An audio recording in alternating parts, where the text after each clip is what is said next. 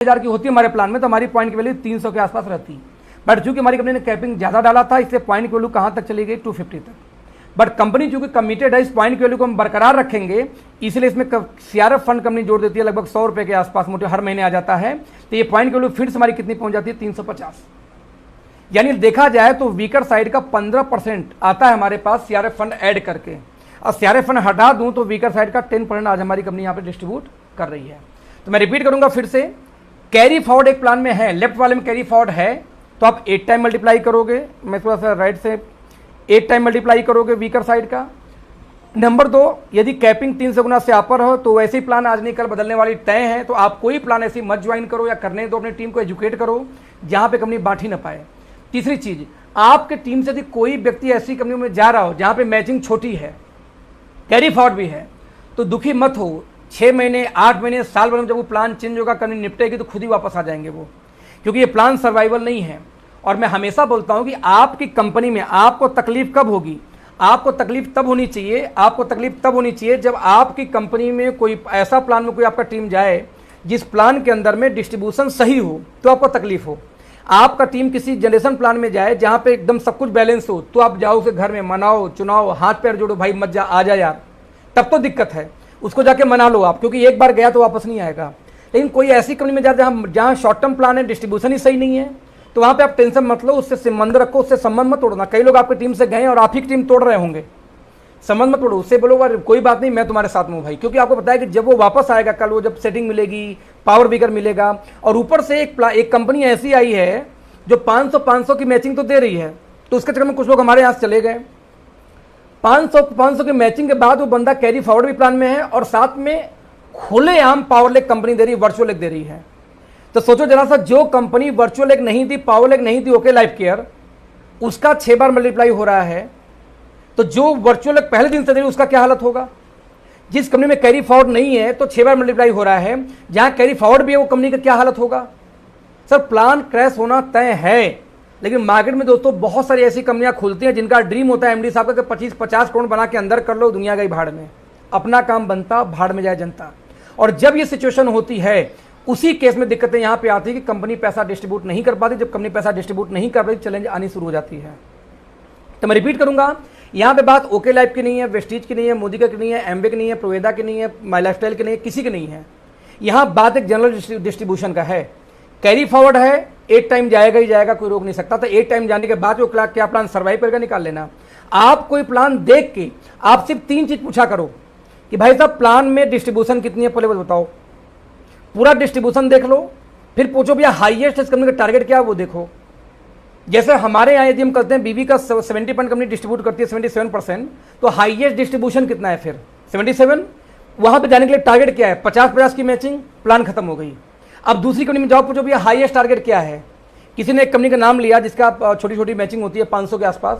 Sir 75 का लगभग 25 करोड़ का वहां बिजनेस चाहिए आपको टॉप रैंक पे जाने के लिए, समझिए। तो यदि वो कंपनी 68% डिस्ट्रीब्यूट कर रही है और टॉप पे जाने के लिए आपको वहां पे 25 करोड़ की मैचिंग चाहिए, 25 करोड़ का बिजनेस चाहिए, तो प्लान तो वैसे ही एक्सपायर है, कितने लोग वहां पे जा पाएंगे। एक लॉलीपॉप देने के लिए आपने 500 की चलो मैचिंग कर दी, तो 500 की मैचिंग जब होगी, आपका 2500 की मैचिंग है और वो लोग बोल रहे हैं कि इनकी पॉइंट वैल्यू नीचे है, तो भाई तेरा 500 में क्या होगा फिर। यदि 2500 में पॉइंट वैल्यू 6 बार मट रही है तो 500 तो और तेज पॉइंट बनेगा। ये 2500 में पॉइंट कम बनते हैं, लेकिन 500 में और तेज पॉइंट बनेगा, 1500 में और पॉइंट बनेगा, 1200 में और पॉइंट बनेगा। यदि 2500 में पॉइंट की वैल्यू नीचे जा सकती है तो आपकी कंपनी तो बंद हो जाएगी, क्योंकि आप तो फिक्स पैसा देते हो। हमारे तो बस पॉइंट की वैल्यू नीचे आएगी, लेकिन वहां पे पॉइंट की वैल्यू गिर जाएगी। हमारे तो पॉइंट की वैल्यू गिरेगी, चलो कंपनी को नुकसान नहीं होगा, चलो भाई 8 बार भी हमारा मल्टीप्लाई हो जाए तो हमारे पॉइंट की वैल्यू 187 आ जाएगी, कंपनी थोड़ी मर जाएगी। बट आप तो फिक्स बांट रहे हो यार, 50 पे फिक्स बांट रहा हो, कोई 500 फिक्स बांट रहा है, तो उनका तो 500 का यदि 9 बार मल्टीप्लाई हो गया तो 9 500 की ज्वाइनिंग में 5500 उनको बांटना पड़ेगा, घर से देंगे क्या वो। तो हमारा प्लान तो सिर्फ पॉइंट की वैल्यू गिरेगी, हम उसको तो सर्वाइव कर सकते हैं, कंपनी सेफ है, बट वहां तो कंपनी बंद हो जाएगी। यही रीजन है कि इंडिया में 99% बाइनरी प्लान भाग चुकी है, और फिर भी हमारे लोग जो पुराने धुरंधर हैं, नए लोग का तो दोष नहीं है, उनको नहीं पता कैलकुलेशन कैसे बांटी जाती है, लेकिन जो तुर्रम खान लोग वो कैसे फंस जाते हैं झांसों में, ये नहीं समझ में आता। मैं भी बहुत फंसा हूं, फंस के यहां तक पहुंचा। तो अब मैं ये चाहता हूं कि एटलीस्ट जो हमारे मेजर लोग हैं, मैं कहता हूं इस समय भी मीटिंग में 950 यहाँ लोग हैं और 1500-1600 लोग यूट्यूब पे देख रहे हैं इस मीटिंग को, तो 2600 लोग से ऊपर अभी मीटिंग में है इसमें करंट टाइम में। ये 2600 लोग कम से कम, मैं बोलता हूं दोस्त आप तो कैलकुलेशन सीखो यार। मैटर ये नहीं कि मेरी कंपनी ओके लाइफ है इसलिए मैं ओके लाइफ को, ओके लाइफ मत करो, ओके लाइफ ज्वाइन, मैं नहीं बोलता ओके लाइफ ज्वाइन करो, मत करो आप कोई भी कंपनी, लेकिन आपका कैरियर लगेगा, आपकी फेस वैल्यू लगेगी। एक मीटिंग में मैंने एक सवाल किया कि आप लोग कितने लोग जानते हो, जरा सा मैंने एक सवाल पूछा कि डेटॉल का नाम कितने लोग को पता है, तो लोगों ने बताया कि भाई सबको पता है। मैं आप लोगों से यही पूछना चाहूंगा डेटॉल आपके हिसाब से क्या है? चैट विंडो में लिखिए, कुछ लोग बताइए डेटॉल क्या है एक्चुअली, आप क्या जानते हैं डेटॉल, डेटॉल क्या, व्हाट इज डेटॉल बेसिकली, अब उसके बारे में क्या जानते हैं, डेटॉल क्या है जरा बताइए मुझे चैट में। ब्रांड सर, एक brand hand wash, soap, MNC, एक एंटीसेप्टिक क्रीम या antiseptic lotion, multiple. Definitely Dettol के यदि परिभाषित किया जाए तो कोई बोलता है एंटीसेप्टिक लोशन है, कोई बोलता है कि उसका डेटॉल एक साबुन है, डिफरेंट डिफरेंट आंसर आएंगे। लेकिन दोस्त रियल में डेटॉल एंटीसेप्टिक नहीं, डेटॉल एक ब्रांड है। ये ब्रांड कैसे बना? आपको पिछले 25 साल से टीवी में ऐड दिखाते हैं Dettol means antiseptic, Dettol means antiseptic, है ना। डालडा मतलब घी, डालडा एक ब्रांड है, आपको सालों से देखा डालडा डालडा डालडा वनस्पति घी, डालडा वनस्पति घी, आप डालडा घी को लोग बोलते हैं। यानी आप इमेजिन करना ये ब्रांड कैसे बना, उसको 20 साल 30 साल लग गया।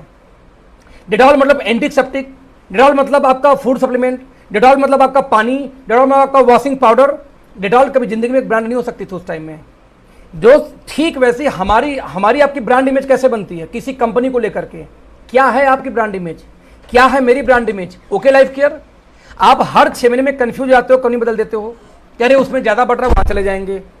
तो भाई साहब आपकी ब्रांड इमेज क्या बन गई जरा देखना, दल बदलू। हम सभी ने 2-2 3-3 4-4 कंपनियां, मैंने खुद, मेरी चौथी कंपनी है मेजर देखा जाए तो ये, हम सभी ने 3-3 4-4 कंपनियां मार्केट में की हैं। हमारी ब्रांड इमेज क्या है? आज कितने लोग मेरे ऐसे पुराने दोस्तों बोलते हैं अखिलेश की तो आदत है कंपनी बदल देंगे फिर से। मैं कहता हूं क्यों बदल दूंगा भाई, कंपनी बंद हो जाएगी तब थोड़ी टिका रहूंगा उसके अंदर में। तो पहली 1-2 कंपनी तो सीखने में चली जाती, मेरी भी गई थी, जब तक मेरे होश आया तीसरी कंपनी में कि हाँ यार ये ऐसी चीजें हैं। जैसे भी एक भाई ने पीछे एक वीडियो शेयर किया, मेरे बारे में लिखा कि आदमी ब्रांडिंग करता है किसी कंपनी का, झूठ बोलता है ब्रांडिंग के लिए। ओके लाइफ केयर में एक सवाल आती है, अब मैं इस मुद्दे पे आता हूं, प्रोफाइल फेक है। दोस्तों जब मैंने इस कंपनी को ज्वाइन किया था अगस्त में, तो इस कंपनी में आपको पता कि 2 पार्टनर हैं, एक जोगिंदर दलाल सर और एक हमारे डीके सारंग जी। जोगिंदर दलाल जी के पास 20 से 21 यूनिवर्सिटी कॉलेज मिला के उनको इंस्टीट्यूट्स हैं। 1999 से एजुकेशन फील्ड के अंदर में है, लगभग 35 बीएड कॉलेज उनके पास थी, बेच के अभी 3 बची हुई है, क्योंकि जब से जैसे बिजनेस गिरता गया कि बीएड एक जमाने में डिमांड थी, आज नहीं है। जिसके पास 20-21 कॉलेज हो, जब हम ज्वाइन किए थे तो जो पुराने मेरे साथी होंगे, आप पेटीएम पे जाते, पेटीएम पे जाके कोटा राजस्थान, कोटा के अंदर हमारा सिनेमा हॉल था ओके सिनेमाज नाम से, आपका जेवर के अंदर में था, आपका था यहाँ पे एक हमारी यूपी के अंदर एक और ऑर्गेनाइजेशन है, यहाँ पे इटावा में हमारा था। ये 3-4 कंपनियों जो हमारी सिनेमा हॉल आते, हम यानी हम पेटीएम पे जाते, मूवी टिकट में जाते, जब हम बुक टिकट करते और हम वहाँ पे इटावा सेलेक्ट करते, इटावा में एक ही सिनेमा हॉल थी ओके लाइफ केयर के सिर्फ, ओके सिनेमास, राइट। जेवर में सिनेमा हॉल थी, इसके बाद में कोटा, 3 मेरा पर्सनली चेक किया हुआ था। कुछ लोग बोलते ना कि इनके पास कोई सिनेमा हॉल नहीं तो फेक था, लिस्ट दो, 3 तो मेरा चेक किया हुआ था। हम बोलते थे 40 सिनेमा हॉल, हाँ वो डाटा थोड़ा सा उल्टा सीधा था, क्योंकि जो सिनेमा हॉल प्रपोज्ड थे, लाइक इनको आप बातचीत चली तब उसको भी उसमें डाल दिए थे कि हमारा इतना आने वाला है, दिन में मैक्सिमम आ नहीं पाई।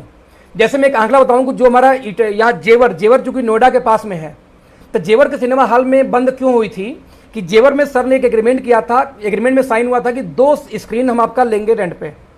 उसमें वो एक स्क्रीन बनी हुई थी, 2 स्क्रीन, अच्छा ये जहां भी गए 2 स्क्रीन डिमांड करते थे, क्योंकि 2 स्क्रीन में प्रॉफिट ज्यादा होता, क्योंकि स्टाफ वही रहते हैं, लेकिन एक स्क्रीन में नुकसान था। तो 2 स्क्रीन की बात हुई और एक स्क्रीन बनी बनाई थी, उसको उन्होंने रिपेयर करा लिया, रिपेयर करा के जबकि उनको देना, जिसका स्क्रीन था उसको देना था लीज पे। हमारी कंपनी ने उसको पूरा रिपेयर कराया, रिपेयर कराने के बाद एक चालू कर दी, और 3 महीने के अंदर 4 महीने के अंदर दूसरा देना, तो उन्होंने साल भर दिया ही नहीं। तो जो पैसा पेंडिंग था वो पैसा इन्होंने दिया ही नहीं, मतलब इन्होंने जोगिंदर सर ने दिया ही नहीं, तो लटक गया। यानी कि जो एक चल रहा था वो भी बंद कर दिया 6 महीने के अंदर अंदर, और क्योंकि दूसरा उसने स्क्रीन तैयार करके दिया नहीं, तो इन्होंने एक शर्त रखी कि या तो मुझे दूसरा स्क्रीन तैयार करके दो तब मैं कंटिन्यू करूं, एक ऑप्शन। नंबर 2 ऑप्शन क्या था कि आप एक काम करो कि अपनी सिनेमा हॉल मुझे बेच दो, मैं खरीद लेता हूं। बेचने को तैयार नहीं थे, दूसरा दिए नहीं, वो लीज कैंसिल। लेकिन पेटीएम के ऊपर में बुकिंग के लिए उसका ऑप्शन आता रहा, जब तक कि वो कैंसिल नहीं होगी तब उसके बाद वो जाके खत्म होगा।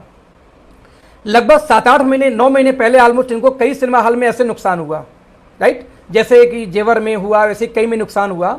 और बता दो जब हम 44 सिनेमा हॉल बोलते थे तो 44 स्क्रीन बोलते थे, मालूम हमारे पास 20 सिनेमा हॉल है, एक जगह 2 स्क्रीन तो हमारे पास 40 स्क्रीन हो गई।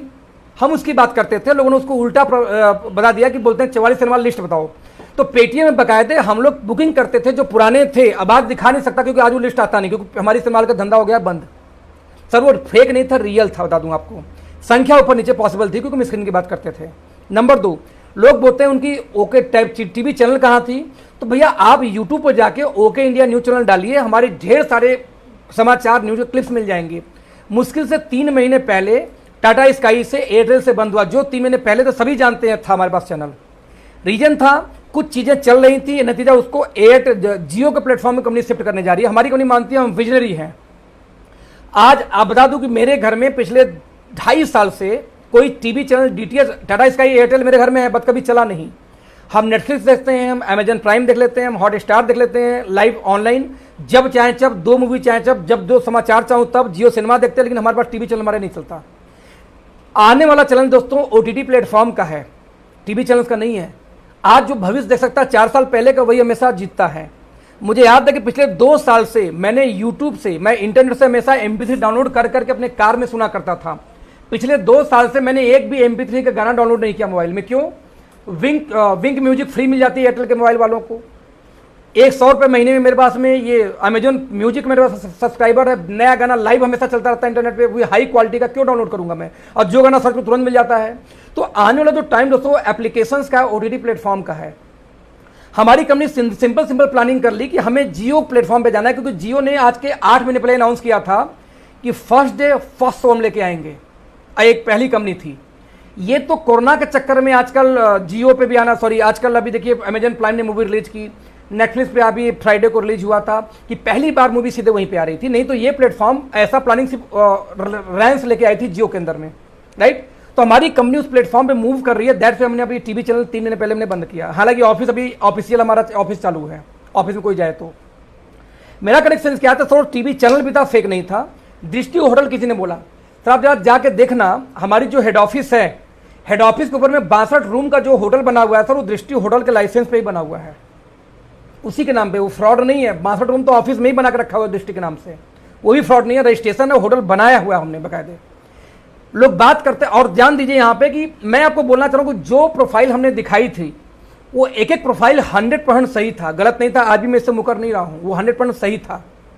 4 महीने पहले दोस्तों अच्छा, जब किसी के लिए बड़ी व्यवसाय है तो बड़े व्यवसाय के ऊपर में केस लाजमी है। तो इनके ऊपर जब एक केस हुआ था, अभी पीछे यूनिवर्सिटी वाला जो लेके जो अखबार में आया था, तो जब केस हुआ तो एक यूनिवर्सिटी पे नहीं, लगभग 12 यूनिवर्सिटी पे केस हुआ था। उस 12 में से एक ये भी थी।